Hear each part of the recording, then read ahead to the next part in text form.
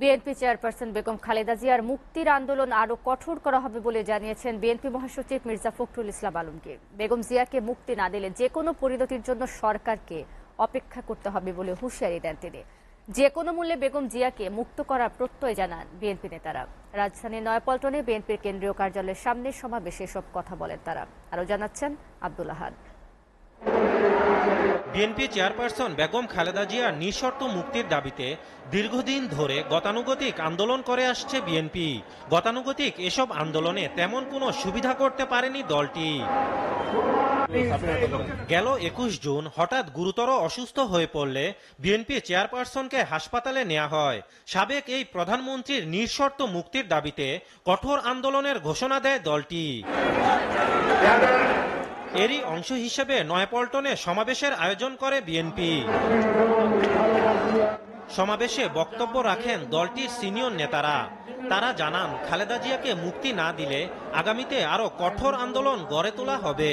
বক্তৃতায় মুক্তি মিলবে না, বক্তৃতায় দেশ স্বাধীন হয় নাই, যুদ্ধ করে দেশ স্বাধীন করতে হয়েছে।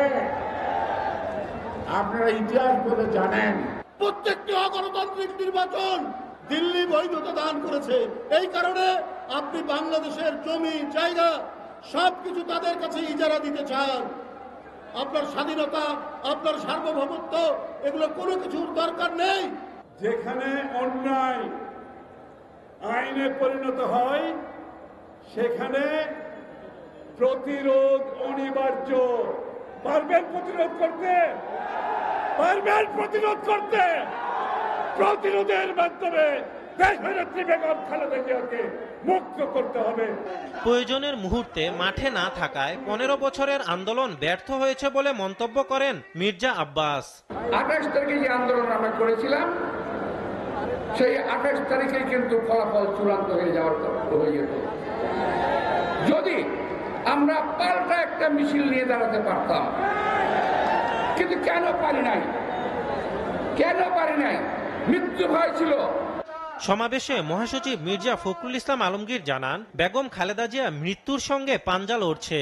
তার কোনো ক্ষতি হলে পরিণতি হবে ভয়াবহ।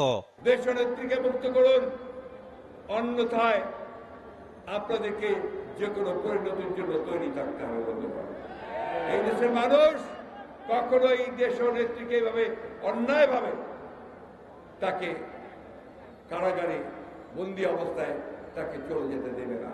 এটা আমাকে মনে রাখতে হবে। খালেদা জিয়ার মুক্তির আন্দোলনে রাজনৈতিক দলগুলোকে সামিল হওয়ার আহ্বান জানান মির্জা ফখরুল।